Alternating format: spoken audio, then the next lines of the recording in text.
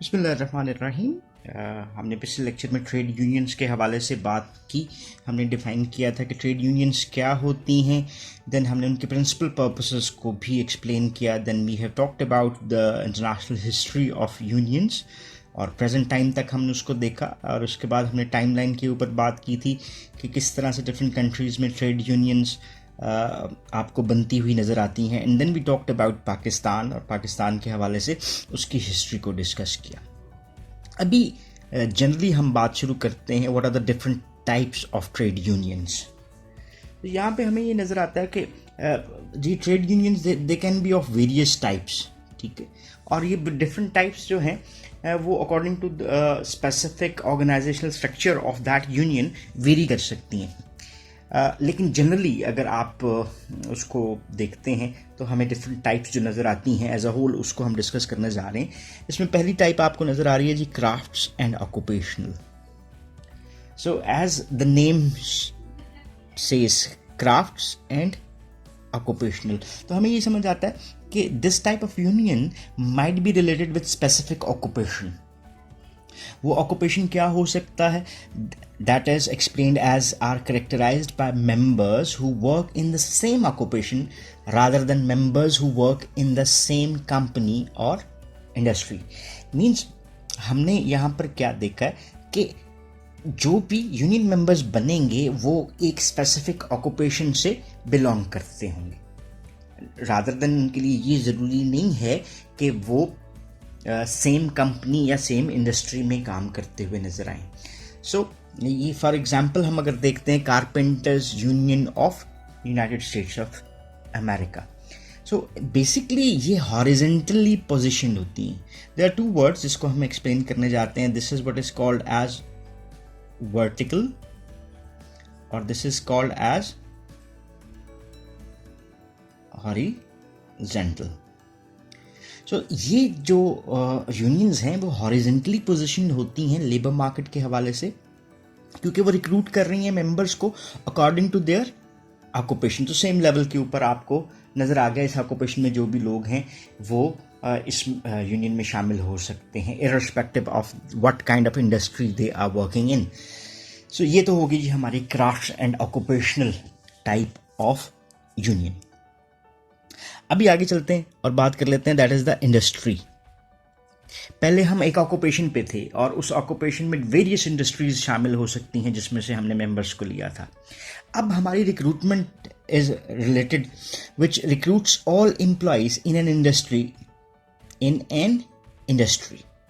यानी ये रिक्रूट करेगी उन एम्प्लॉइज को जो कि एक इंडस्ट्री में है irrespective of the occupation of those workers. So अब ऑक्यूपेशन एक भी हो सकता है, दो भी हो सकता है, तीन भी हो सकता है, A B C whatever occupation that individual has, वो तमाम के तमाम लोग जो उस इंडस्ट्री में काम कर रहे हैं regardless of the different occupations in that industry जिससे वो ताल्लुक़ रखते हैं, they can become part of that union.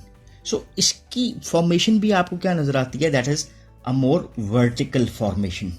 ये वर्टिकल फॉर्मेशन आपको कैसे नजर आ रही है जी? इसको देख लेते हैं। जैसे this is the vertical formation. For example association of bank officers of Bangladesh, ठीक है। सो इसमें irrespective of the hierarchical position जिसके साथ लेबर इन्वॉल्व है, they can be part of this unionisation process.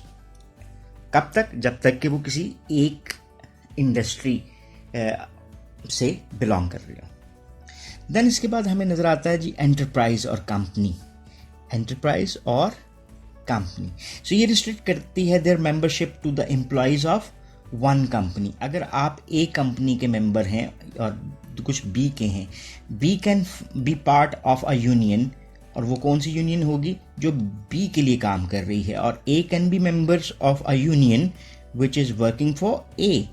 सो इसका मतलब क्या हुआ कि वो एम्प्लॉइज जो एक स्पेसिफिक कंपनी में काम कर रहे हैं वो उस यूनियन का पार्ट बन सकते हैं। जैसे PTCL, employees union of PTCL, तो इसमें PTCL में काम करने वाले तमाम एम्प्लॉइज जो हैं इसका पार्ट बन सकते हैं। So this is also irrespective of the occupation of the employees.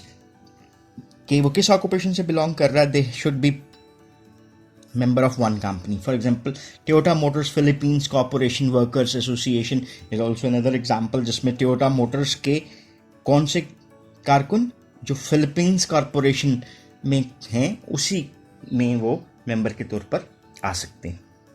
Then आपको एक और फॉर्म नजर आती है, इसको हम कह सकते हैं जी कॉन्ग्लोमरेट और general unions that are more indiscriminate in their organizational patterns, in that they recruit members across industries and across occupation. अब देखें जी दो चीजें आएंगी, recruit members across industries and across occupation. इसीलिए इसको कॉन्ग्लोमरेट या जनरल आपने कह दिया कि जहां पे इनडिस्क्रिमिनेटली आप लोगों को हायर कर सकते हैं, ठीक है, regardless of their organisational patterns. ठीक है, वो रिक्रूट हो सकते हैं, किए जा सकते हैं मेंबर्स जो डिफरेंट इंडस्ट्रीज से बिलोंग कर रहे हैं, और वो लोग भी रिक्रूट किए जा सकते हैं जो डिफरेंट इंडस्ट्रीज के डिफरेंट ऑक्यूपेशन से बिलोंग करते हुए नजर आते हैं. जस्ट एक example of Australian workers union.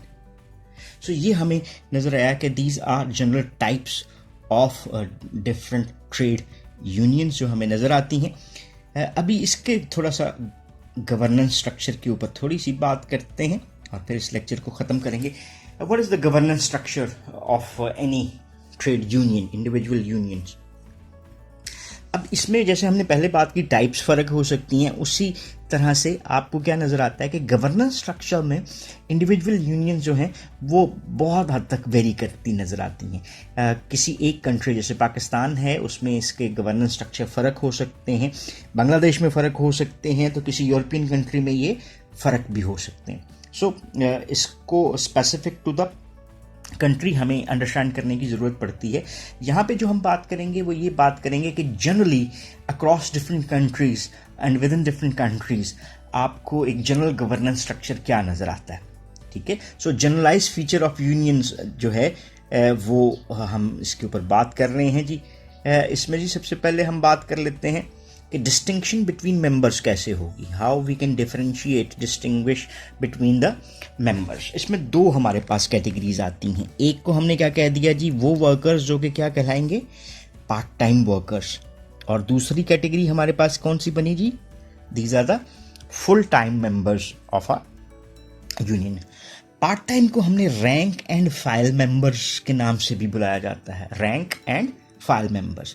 अब ये वो मेंबर्स हैं who are elected by union members. कौन इलेक्ट कर रहा है जी इसको, यूनियन मेंबर्स इन लोगों को इलेक्ट कर रहे हैं किस पर्पस के लिए, on to decision making committees. So they will be made part of a decision making committee. तो ये एक बंदा ऐड हुआ, फिर दूसरा हुआ, फिर तीसरा हुआ, फिर चौथा बंदा, और ये पांचवा बंदा ऐड हो गया. और इन बंदों को हायर किसने किया है जी, यूनियन मेंबर्स ने.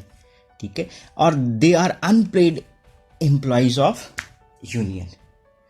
ठीक है जी, एक तो ये बात यहाँ पे क्लियर हो जाती है कि जो पार्ट टाइम एम्प्लॉइज हैं डिसीजन मेकिंग कमेटी के मेंबर्स जो बन के आपके पास आ रहे हैं, जो काम कर रहे हैं, वो नॉन पेड एम्प्लॉइज होते हैं, और they might be elected from different types of firms. अब ये देखें ना, ये जो हमारे पास टाइप ऑफ यूनियन काम कर रही है, चाहे वो क्राफ्ट्स है, इंडस्ट्री है, एंटरप्राइज है, या कॉन्ग्लोमरेट बेसिस के ऊपर, वहाँ पर ये चीज़ें थोड़ी सी फ़र्क हो सकती हैं. एनीवे जी, पार्ट टाइम जो भी एम्प्लॉइज़ हैं of a union, they are non paid, और इसी की बेस के ऊपर they can be part of different firms. अब बात आ जाती है जी फुल टाइम मेंबर्स की. फुल टाइम मेंबर्स कौन से होते हैं, who are elected by union members. तो ये कौन इलेक्ट कर रहा है जी, यूनियन मेंबर्स इलेक्ट कर रहा है, और they can be appointed by rank and file committee. So ये जो हमने कमेटी बनाई थी रैंक एंड फाइल की बेस के ऊपर, जो डिसीजन मेकिंग कमेटी के तौर पे सामने आ रही है. सो फुल टाइम मेंबर्स वो हो सकते हैं जिनको आइदर यूनियन मेंबर्स जो हैं वो फॉर्म करते हैं, उनको मेंबर्स बनाते हैं, या रैंक एंड फाइल कमेटी जो है वो उन लोगों को फुल टाइम पे अपॉइंट करती है. और full time appointment means they will be paid. ठीक है, they will be paid by unions to work on union businesses. So ये डिस्टिंक्शन हमें पार्ट टाइम और फुल टाइम की नजर आई. इसको सम अप कर लेते हैं कि part time rank and file members वो होते हैं जो कि यूनियन मेंबर्स इलेक्ट करते हैं on to decision making committees. So ये एक डिसीजन बॉडी है, डिसीजन मेकिंग कमेटी बनी है जो कि यूनियन के बिहाफ पे डिसीजन करेगी। इनके लोगों को पे नहीं किया जाता और दे will B employees of the different firms. So full time members वो हैं जिनको या तो ये कमेटी इलेक्ट कर रही है या यूनियन मेंबर्स उनको इलेक्ट कर रहे होते हैं, और उन लोगों को तनख्वाह भी दी जाती है for the work that they are doing for the union businesses. अभी आगे बात चलती है हमारे डिसीजन मेकिंग स्ट्रक्चर के ऊपर कि यूनियंस में डिसीजन मेकिंग कैसे होगी। ये आप एरो को देख रहे हैं, दिस एरो डिस्क्राइब्स, ठीक है, द लेवल। अब जी ए लेवल जो है that is the work place और local level. Decision making structure पहले जी कहाँ पे आया, पहले डिसीजंस कहाँ पे हो रहे हैं जी, वर्क प्लेस के ऊपर, लोकल लेवल के ऊपर हो गए हैं। देन हम इसकी हिरार्की में आगे जाते हैं तो रीजन्स विद इन स्टेट। सो अगर तो ये फर्ज करें एक स्टेट है और ये हमने क्या बना दिए जी, चलें जी फर्ज करें ये 3-4 इसके रीजन्स बना दिए। So if this is the state और this one, each one is the region, तो जी पहले कहाँ पे हुए, इस ये भी मैं बना देता हूँ, ये लोकल लेवल है जी इंडस्ट्री का, ठीक है जी, ये भी इंडस्ट्री है और ये भी इंडस्ट्री है, जितने मैंने नुक्ते लगा दी। पहले डिसीजंस यहाँ पर हुए, देन फिर इस रीजन में हुए जो कि विद इन एन स्टेट है। देन डिसीजन कहाँ पे हुए जी, एट द स्टेट लेवल। और देन जी जितनी भी आपके पास स्टेट्स काम कर रही हैं, फिर उन सब के लिए डिसीजन मेकिंग कहाँ होगी, that decision will be taken at the national level. इसको हम कह सकते हैं that is hierarchy of decision making for the unions. तो ये हमने जो गवर्नेंस का स्ट्रक्चर डिस्कस किया उसमें हम डिसीजन मेकिंग को देख सकते हैं कि लोकल से रीजन पे, रीजन से स्टेट के ऊपर और स्टेट से नेशनल लेवल के ऊपर ये डिसीजन मेकिंग चल सकती है।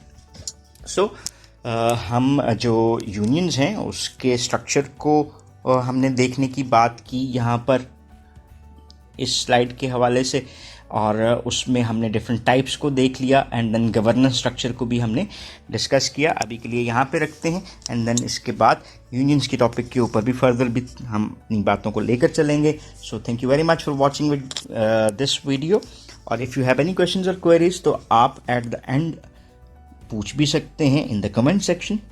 So once again, thanking you for watching this video. Have a nice time. Allah Hafiz.